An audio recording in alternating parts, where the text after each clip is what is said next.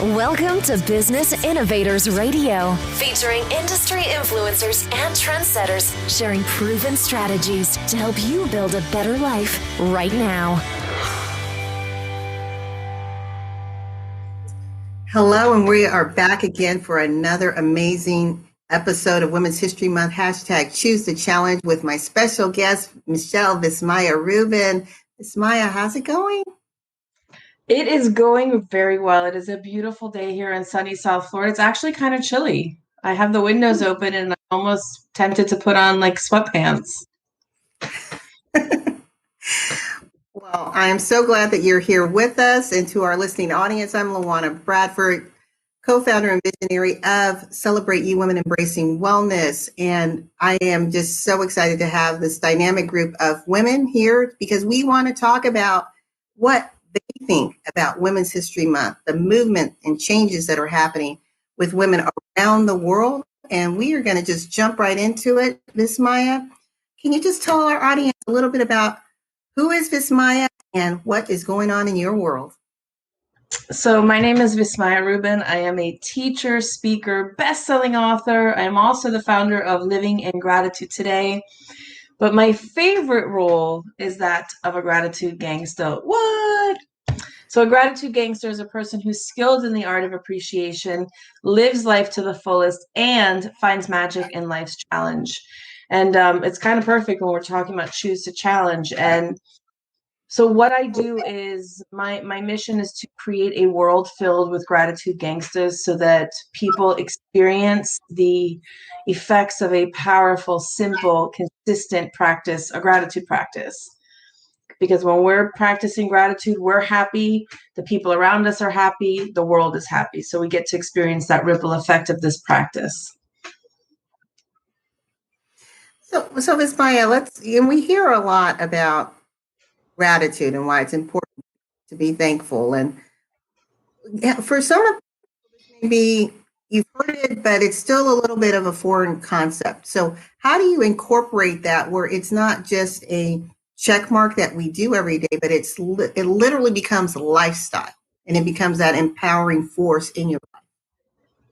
So I think when I talk about gratitude, for me, it's those moments throughout the day that bring me that feeling of, even if it's for 5 seconds, euphoria, or that feeling of, oh my God, life cannot get better than this. And the way you start to practice that is, first of all, you have to start looking for them. And you've heard me say this 1,000 times, but if you're going through challenges, pick up your phone, set the alarm to go off every 3 to 4 hours. When that alarm goes off, you're going to pause, take a deep breath, and reflect. Like, what are those things in my life these past 3 to 4 hours that made me feel good, that made me smile? Like, what are my gratitude wins? And something as simple as that, getting into that practice. Because when we think, sometimes people think of gratitude and they think it has to be this monumental, huge experience. And it's really not those monumental, huge experiences, because those come few and far between. But it's those little pieces, those little joys of waking up and feeling the cool air, when it's normally humid and my hair is sticking up on all ends. Or yesterday I went for a walk and it was almost like God speak, because I looked up at this tree, and I've gone on this walk before, but I happened to come by, come around a different way. And on the tip of this tree that looked like it was dead, there was a dragonfly at every tip. And I sat there and I was like in awe. And for me, those are moments of gratitude, paying attention to those things that make you just feel delight, even if it's for a few seconds. I love that. So let's get into Women's History Month. We know all around the world it's something that all women are celebrating, and there seems to be momentum building. There's almost like a renaissance occurring among women and the men who are supporting and girding us up. So, Vismaya, can you tell us, what does it mean when we say we're celebrating women, celebrating Women's History Month, and the shoulders of the giants whom we're standing on? I feel very fortunate that I have always stood on the shoulders of giants. My mother, my grandmother, my stepmom, my aunts, they have always been part of the women's movement. They have always taught us to, they've never allowed gender to be something. I mean, we talked about it. Obviously, I'm a woman, but it was never something that was, you have to do these roles. This is for a man. It was always, achieve whatever you can achieve whatever you want to achieve. So and as a teacher, I realized that sometimes I pushed my girls a little bit harder, especially when I saw they were, oh, I want to be so pretty. And, it's not okay. I don't have to be smart, but because I'm really pretty, it would drive me crazy. Like, yes, you can be beautiful and powerful. And that doesn't mean, like if you're beautiful, doesn't mean you're dumb.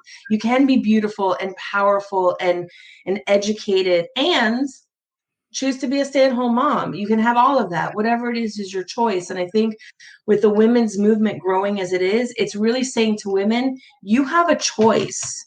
You have a choice to, again, be a stay-at-home mom or be a rocket scientist or be both. Whatever it is you decide, you have that right to decide. And it's not because you're a woman or somebody else has made those decisions for us or those declarations of what our roles are supposed to be. Now, you mentioned that your mother and your grandmother and your aunts have always been a part of the women's movement. Can you give a little bit of that backstory?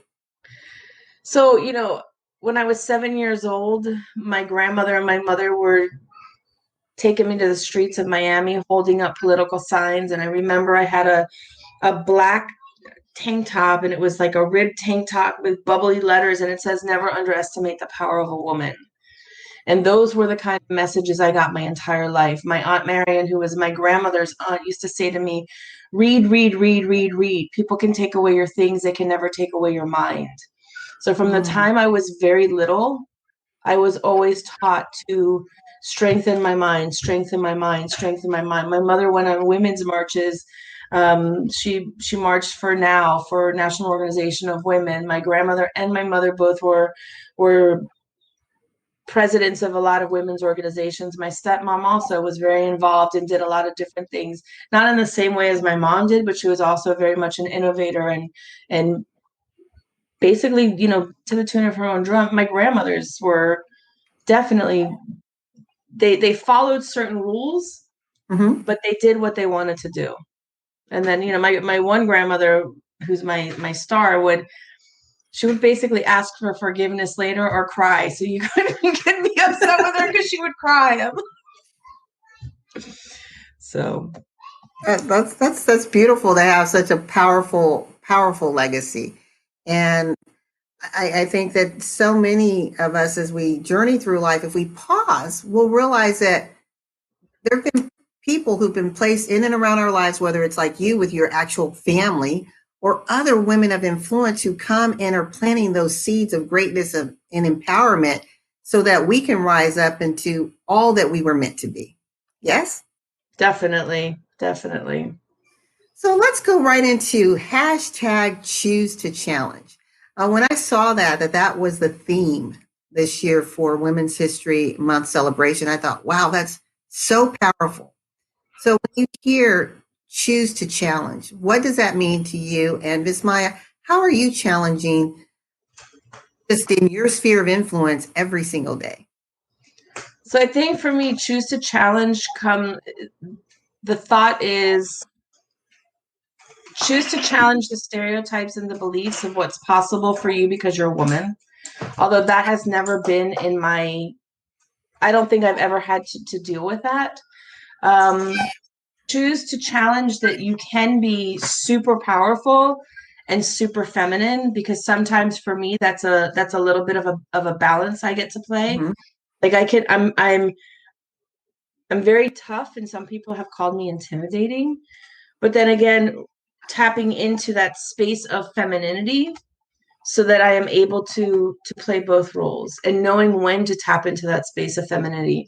But I think really the idea is challenge whatever beliefs we have as possible because we're women. And for some people that's, I can only be this, or I'm supposed to do this because this is what this is what is meant for me to be. which I don't have those beliefs. So you mentioned tapping into the different sides of you, because we have both masculine energy and feminine energy. Can you tell our listening audience what you mean by feminine energy? Because some women think, oh, that means that I've got to dummy down. I've got to be the damsel in distress. And that's not what it is. So Vismaya, can you share with us? I think when I say feminine energy, there is still a lot of power in feminine energy. But it also is about not having to be so tough. Mm-hmm. It's about being a little bit softer. It's about being a little bit more vulnerable. It's about the maternal energy for me. It's about almost being able to dance through life versus, going at it with my boxing gloves. I love that.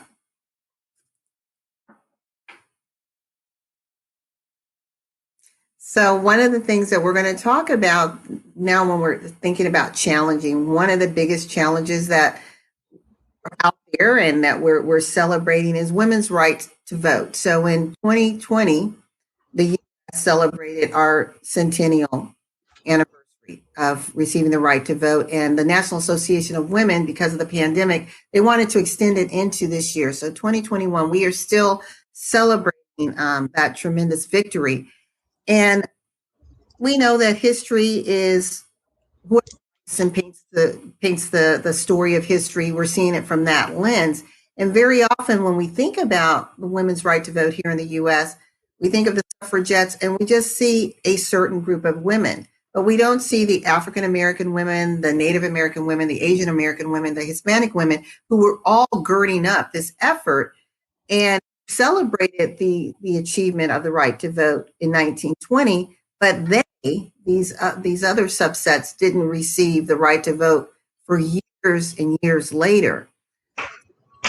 About that and what it means and why women then were fighting, but we're still fighting for today, right? Equality, equal pay, all of those things. What does that mean to you? And even the legacy of the like your parents and grandparents, the giants that you stood on. I mean, they were still fighting for those same causes we experienced in 1920. I always find it interesting, when I was a teacher, I was part of the union, and I would go to union meetings, and most of the people that were there were African American. And it always struck me as these were the people that were fighting for the rights of all of us, but they were the only ones who were they were the only ones who were representing the masses. And I found that really interesting. So as women of all colors, we have not only the right, we have the obligation to make sure that our voices are heard. Like for me, if you live in the United States and you don't have a way to vote, you have the obligation to call somebody to find a way to say, hey, help me out. There are plenty of people that can do it, because if we're not represented, we continue and we perpetuate a cycle that says, they're not as important. They don't get their voices heard. They find reasons. And granted, it's not always because they don't want to or they can't. They have children. There's other circumstances. But we owe it to ourselves and we owe it to future generations to make sure that we are all represented. I love that. And, now I just see, and I'm certain you see it as well, there are more and more women's groups forming. And if we can get out of our own way and stop trying to do things independently in our own silos, but collectively come together, can you imagine, Vismaya, the force we would have around the world? But you know what I find interesting? As much as I was brought up with the belief of women empowerment, I also was taught you can't trust women. You have to be careful. Women will be backstabbing. Mm. And I think that as long as those conversations and stereotypes are still underlying messages that we receive, as much as we want to change the world, we have to first take a look and pay attention to those. Like, what are our limiting beliefs? What were we taught as children? Because it was funny. It was very interesting to me. My mom would be on a bus going to National Organization of Women in Washington to march. But then I would get a message like, be careful. You can't always trust women. They may want your, I don't know if she said they want your man. I don't think that was her words, but they may want your man, they may want to. So there's a two messages going out that are contradicting. So I think we have to really pay attention to what is it that we believe. Do we really believe that we can help each other and not always compete, and that we can, as Nancy likes to say, co-opetition? Can we cooperate and bring our forces together so that we can all move forward? And sometimes I have a challenge with that. And I get to look at that like, what are you afraid of? Are you afraid they're going to steal something? Not. Yeah. Are you afraid they're going to rise up in your space? And so I get to put that in check for myself. Yeah, I agree. I have similar, at times, similar things run through my mind. You just wonder, okay, what's the real motive here, right? What's she really up to? She can't be that fabulous, Yeah. And it's crazy because I know some fabulous, amazing, beautiful, powerful women who are just kind and good. And you're one of them. Oh, thank you. So are you. Much love, much love. Little love fest. So now this is my favorite part of the interview, and that's where I get to turn it totally over to you, and I get to sit back and just absorb the sharing of your story about the woman who you feel most impacted you and is still impacting your life today. And then I'd like you to tell our listening audience how they can get a hold of you and what lasting words would you like to leave for them. So I've shared with you the person that is my grandma Ruth, and she was, again, this force to be reckoned with. She did things by her own book, and I'll share a very fast story with you. So when I was in high school, I lived with her, and I remember one time she had these big bay windows, and they overlooked a big lake, and across the lake was an apartment building. And I remember one day, I was running from the shower to the bedroom, and I didn't have clothes on, and she's, "What are you doing?" I'm like, "I'm going to get dressed." She goes, "They're going to see you." I said, "Grandma, you do it all the time." She goes, "Well, if they see something they haven't seen before, they'll just shoot it." So I was like, "So why is it different for you than for me?" And she's just like, but she was she was a realtor. She worked for the government. She was a business owner. She was a philanthropist. She ran women's organizations. And I don't think she ever stopped. She was constantly doing things. And I think, part of my uncles would get very upset. Like, she always had people over for dinner and invited people. And my uncles felt sometimes put off by that. Like, other people mattered more to her. But I always found it as a like her generosity. When people would come over for the holidays, you always throw one more rock in the soup, you'll have more soup. So she, for me, was the kindest. For me, she was a badass because she just had it all together. Family was important to her. Community was important to her. Both of my grandmothers, community was really important to them. My other grandmother, her house looked like Sanford and Son because she would collect things for every organization. And then everywhere she went, she would leave a little gift. So, yeah, they were both pretty incredible. And as far as how do you find me, all over social media, Living in Gratitude Today, Vismaya Rubin. I'm on all the different platforms. And really, the mission is to spread gratitude, because when we practice gratitude, nobody wakes up and says, "I want to be more grateful." That's never a conversation. But people do wake up and say, "I want to feel less anxious. I want to feel happy. I want to feel connected to people. I want to feel joyful." And we do that by tapping into our gratitude wins, by tapping into that power, that magic of that simple, consistent practice. That's beautiful. So what What lasting words would you like to leave our listening audience? Join me today at 12:45 on Celebrate You. And gratitude is magical. When you have a gratitude practice, when life is challenging, you will navigate through those challenges a whole lot faster.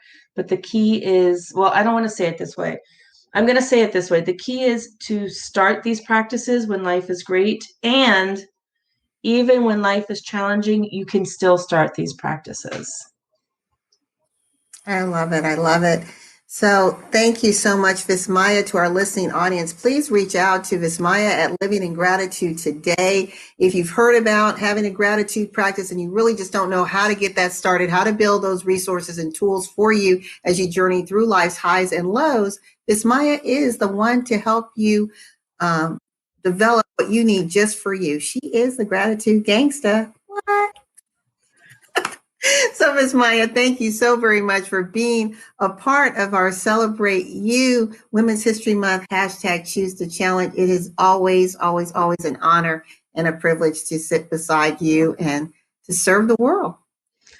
I feel the same way about you, my friend. Thank you. And to all of you, as we always say within Celebrate You, please, please always love yourself, embrace yourself, and whatever you do, celebrate you. Until next time. Thanks for listening to Business Innovators Radio. To hear all episodes featuring leading industry influencers and trendsetters, visit us online at businessinnovatorsradio.com today.